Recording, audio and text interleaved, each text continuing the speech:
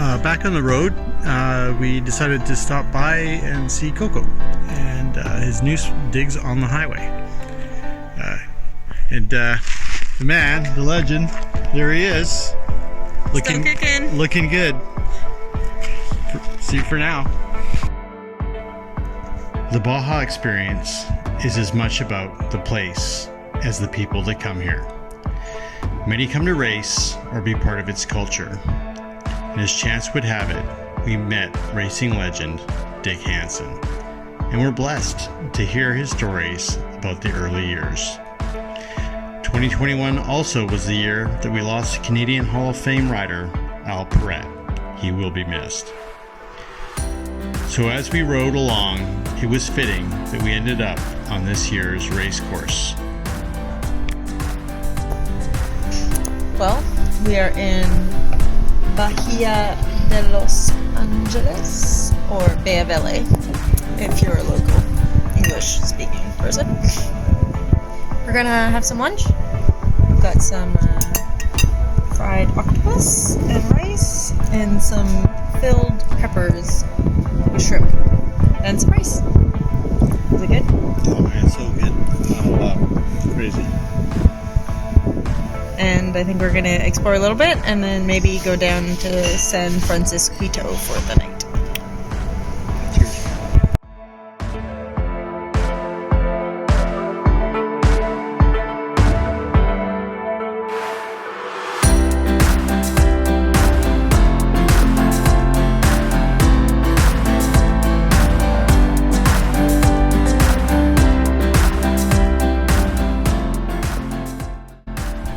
Here we are in a valley of cacti in the middle of nowhere, and Scott got a flat front tire, but it's not from a puncture.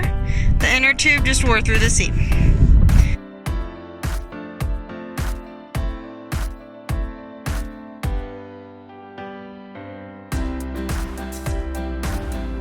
The Baja 1000 race has been going since 1967 and traditionally goes from Ensenada to La Paz.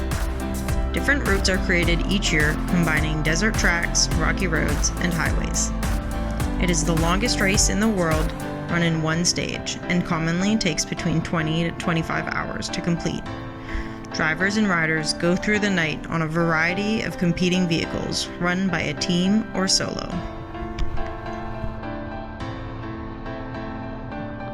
Another beautiful day for a ride. All right, guys, so you might have seen some of these markers in some of the onboard footage, and just thought I'd let you know what it is. So the arrow there is the Baja 1000 race line for 2021. This is race kilometer 550. They're racing 1,200 kilometers this year. It's usually around 1,000, depends the route. So sometimes they'll count the kilometers every 10 or 5. They'll also point the arrows in if there's corners coming.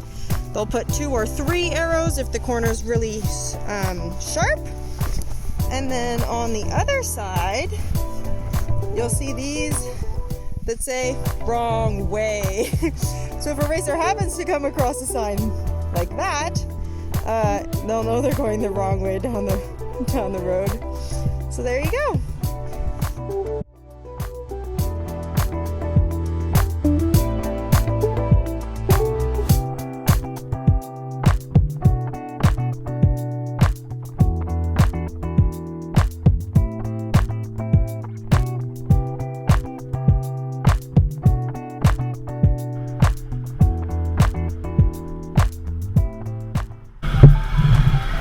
There's a coyote back there.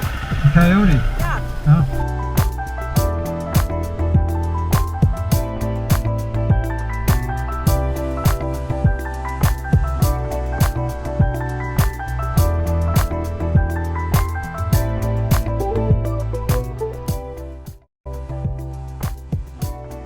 Little update on the trip. It is Monday, November 1st.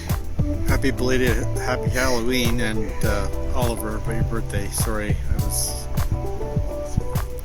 We didn't celebrate Halloween at all this year, which is whatever. Is what it is. We had a lovely evening chilling with friends. We are just south of San Rafael, a little fishing town. It's kind of just in the distance. There's a few little We're wild buildings. Camping. We're wild camping on a cliff. On a cliff. And we covered about 250 kilometers today, and about 100 of that was actually on the Baja 1000 racetrack. Or the route for 2021 anyway. Yeah. We'll see. We'll probably do a lot more of it again tomorrow. Yeah, it continues from where we are. As we ride the rest of the way down the gravel track of the coast here. Beautiful. And, it's super cool. Stephanie and I left our friends in San Luis Gonzaga Bay and headed south along Highway 5 in search of Coco. As you see, we managed to find him at his new location. They've moved him onto the highway. We carried on out to number 1, headed south on Mexicali Route 1 for Baja, and we traveled to the corner and picked up the Baja 1000 Tecate score route for 2021 on pavement in a highway speed control zone. We got to Baja del Angeles.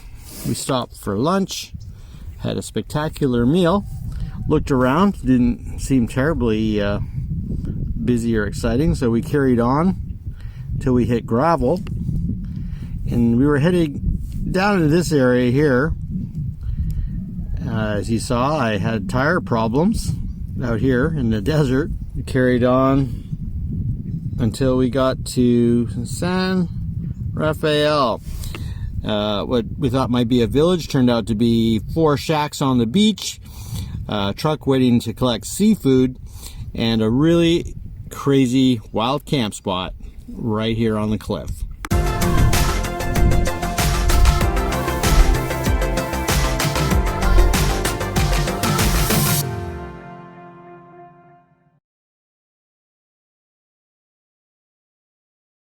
And head out on our own again. And